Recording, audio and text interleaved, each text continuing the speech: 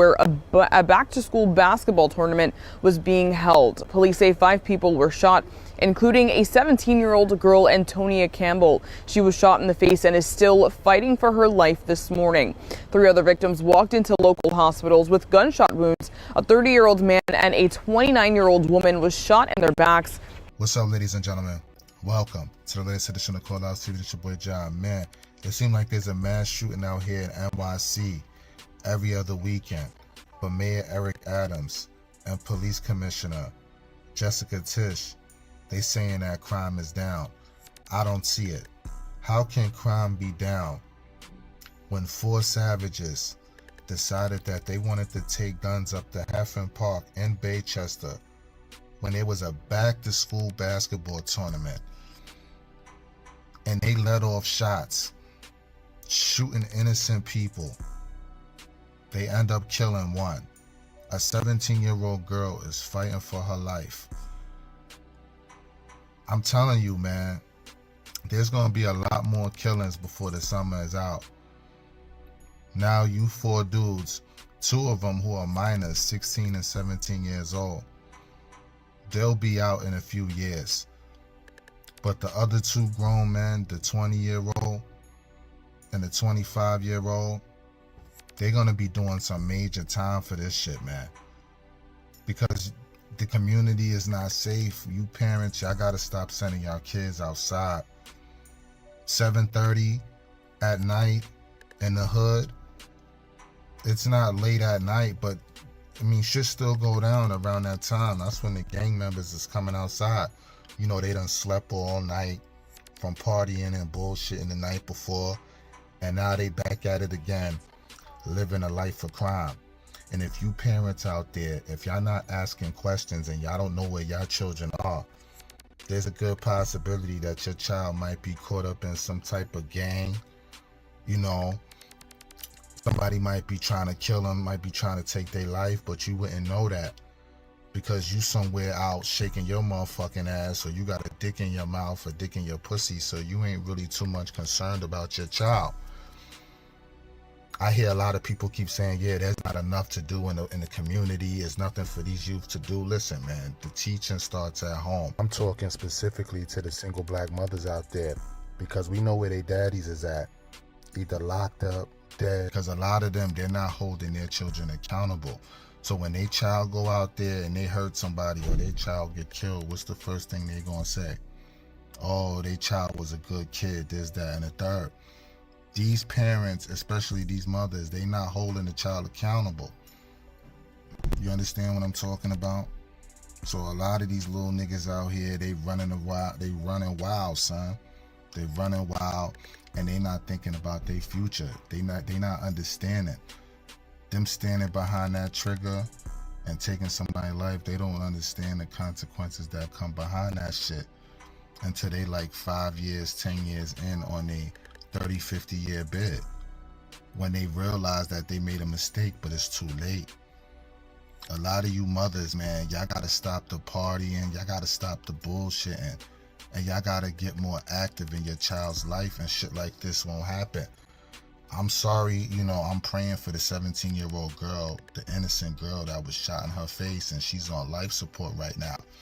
But I was hearing on the news, her mother, you know, her mother is not holding herself accountable, because her mother knows that she's bringing her daughter up in a hostile environment, and she gotta expect the type of shit like this to happen.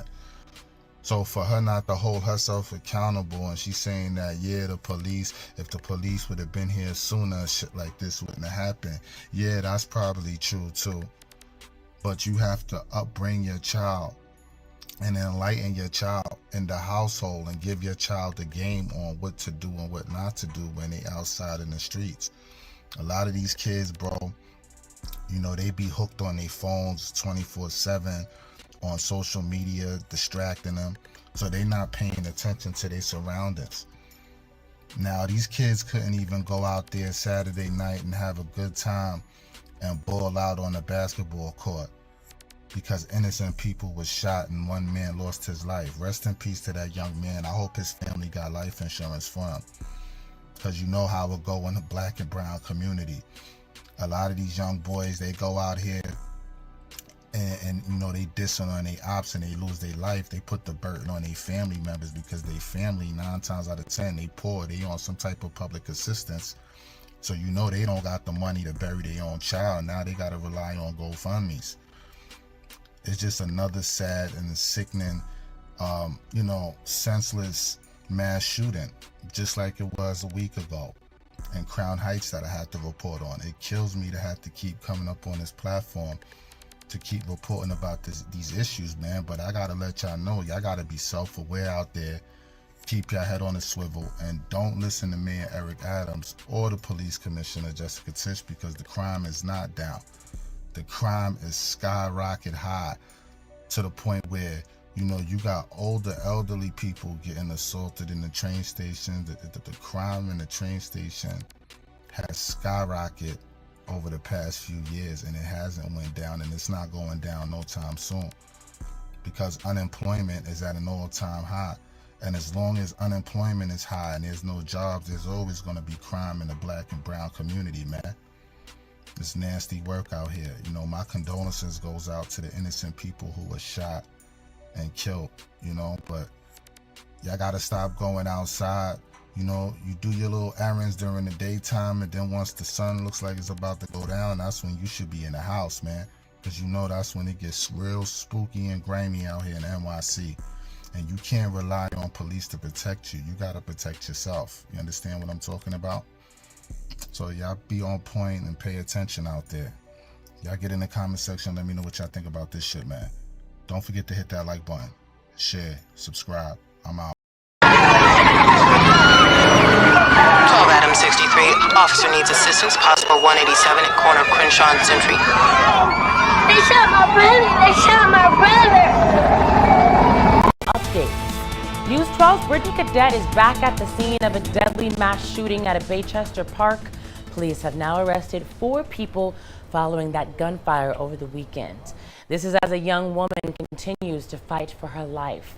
So Brittany, what are you now learning?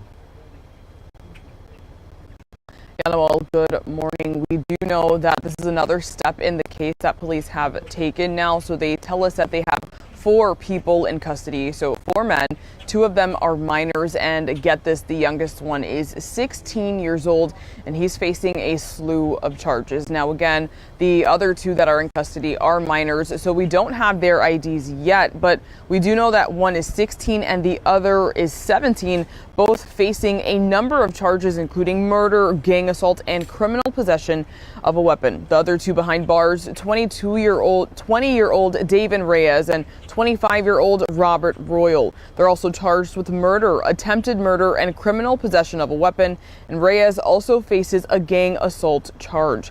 Police say shots rang out Saturday night at around 7:30 at the basketball court here at Haffen Park, where a back-to-school basketball tournament was being held. Police say 5 people were shot, including a 17-year-old girl, Antonia Campbell. She was shot in the face and is still fighting for her life this morning. 3 other victims walked into local hospitals with gunshot wounds. A 30-year-old man and a 29-year-old woman was shot in their backs. 32-year-old Jaceil Banks died after he was shot in the chest. And we spoke to Antonia Campbell's mother, who says their family lives right across the street, and once her daughter heals, the park will only be the site of a horrible memory. It took more than 17 minutes for my daughter to get CPR, which has made a big difference in her condition that she has now. If we had officers actually present, it would have been a lot sooner.